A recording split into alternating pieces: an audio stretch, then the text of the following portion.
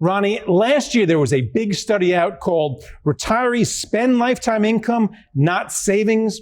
What was your takeaway from that report? I think the biggest takeaway from that paper was that there's this behavioral bias for savers, for retirees. When they're spending their savings, they're less inclined to spend that money.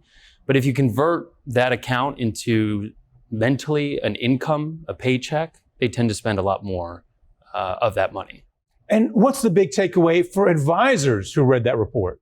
I think the biggest takeaway for advisors is going to be framing the conversation with their clients around turning their savings into a lifetime income paycheck, showing illustrations to convert that mental accounting of a savings account into more of a lifetime account. Well, making money and building assets is the fun part. All of a sudden, when clients have to decumulate or spend those assets to live, that's a bit unnerving for some. So how should an advisor, how do you bring up that topic? Yeah, I think it's important to know that these accounts are accounts that individuals have been saving for decades. And so there's an emotional bias towards those accounts. So there's a few things that advisors can do. One is show those accounts as lifetime income withdrawals. They can also start early and have that conversation well before retirement so that those individuals start framing those accounts as income as opposed to savings. And then there's little tricks that they can do when their clients get into retirement, such as scheduling withdrawals on the 1st and the 15th of every month to act like a paycheck.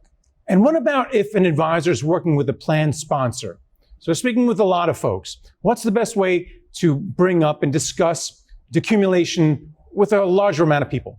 Great question. That's actually a lot of what Human Interest Advisors does. We have over $8 billion in assets across 35,000 clients. And this is a topic of conversation that's really important. It's framing the conversation around this income gap. I think the industry has been very strong at accumulating wealth in retirement plans, but there's still a gap, I think, to be met, introducing to plan sponsors and to participants, to employees, how to spend down those savings once they're in retirement.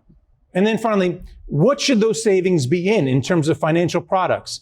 Of course, you buy lots of stocks and bonds and things on the way up, but when it's time to live off that money, you probably have to own a few different assets, right?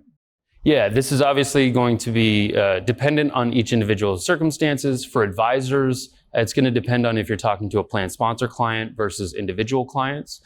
But there's annuities, there's managed payout funds, there's specific products with guaranteed minimum withdrawal benefits.